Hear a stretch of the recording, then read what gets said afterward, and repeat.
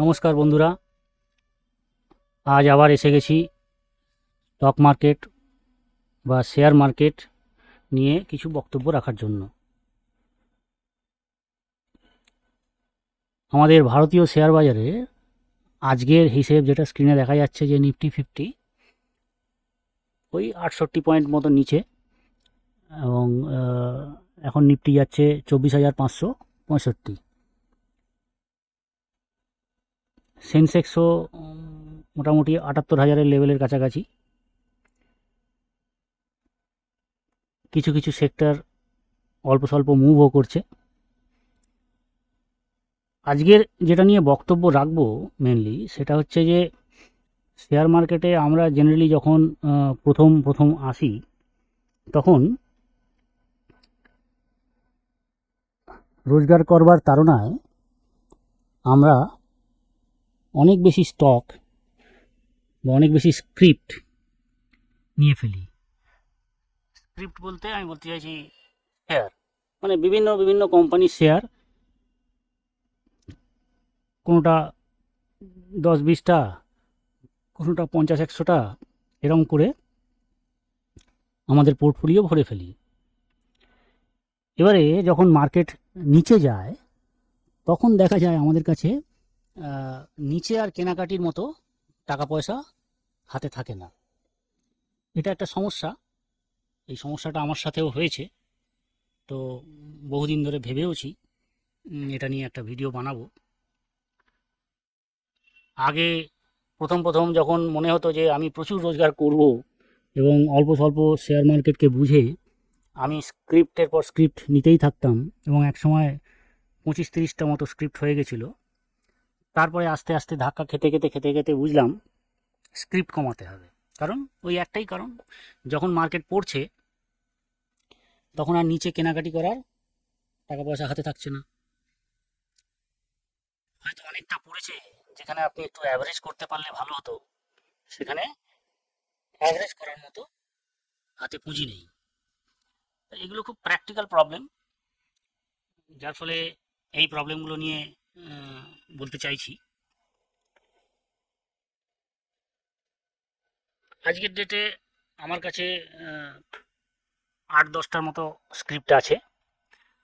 তবে প্রথমেই বলে রাখি, আমি কোনো সেবি রেজিস্টার্ড অ্যাডভাইজার নই।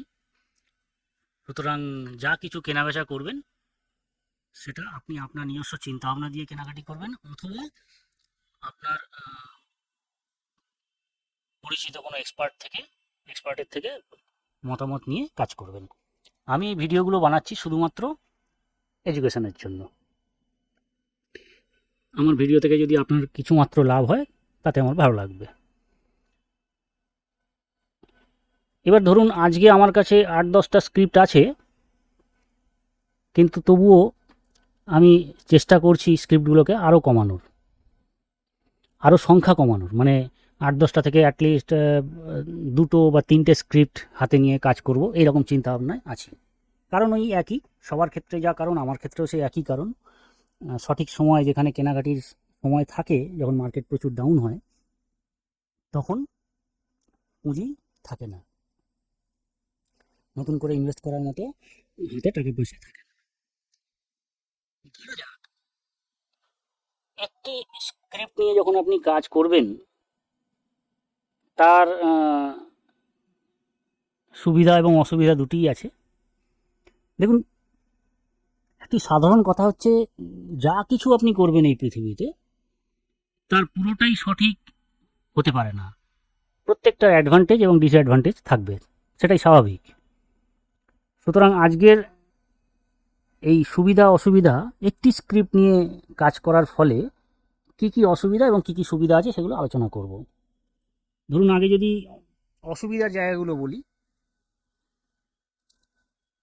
ধরুন একটার বেশি স্ক্রিপ্ট থাকলে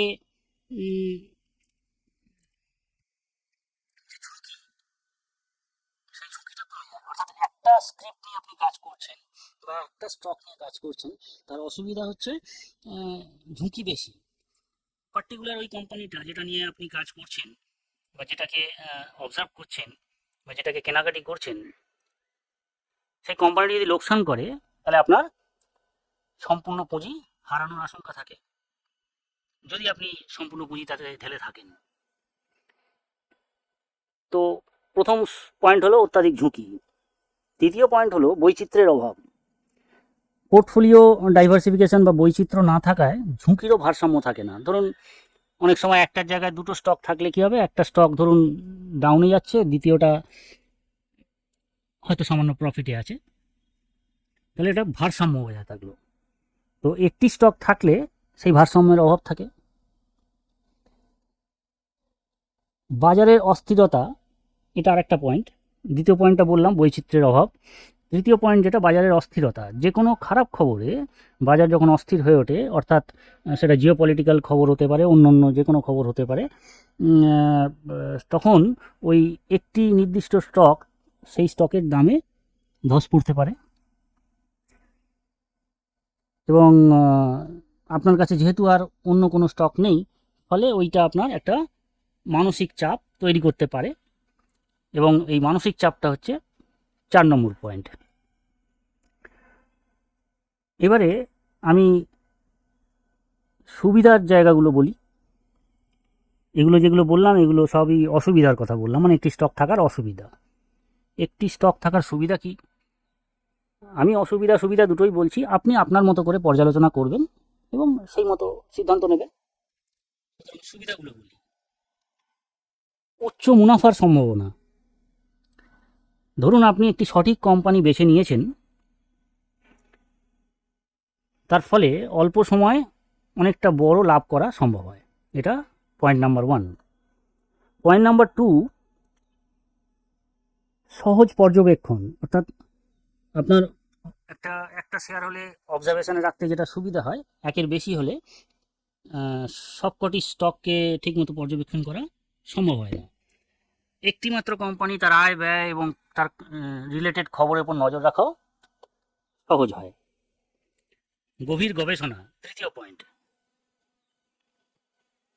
দ্বিতীয় পয়েন্টটা বললাম সহজ পর্যবেক্ষণ, তৃতীয় পয়েন্ট হচ্ছে গভীর গবেষণা।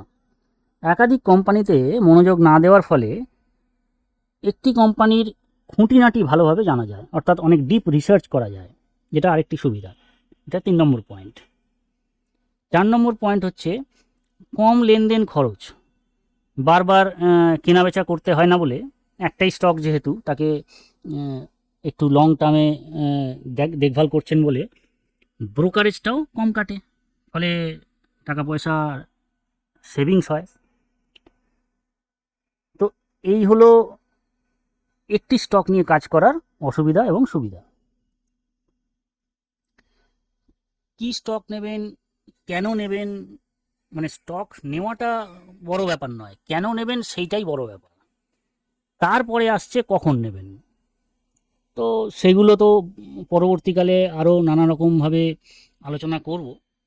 স্টক মার্কেটের সাইকোলজি নিয়ে আমার আরও অনেক ভিডিও আসবে এবং স্টক মার্কেটের সাইকোলজি শুধু নয়, আপনার নিজস্ব সাইকোলজিটা তার থেকেও বড় ব্যাপার। সেইগুলো নিয়ে পরবর্তীকালে যে ভিডিওগুলো আনবো, তাতে হয়তো আপনার অল্প অল্প করে ব্যাপারটা ক্লিয়ার হবে যে কোনটা নেবেন, কেন নেবেন, কখন নেবেন। আজকে এতটাই। ভালো থাকবেন। নমস্কার।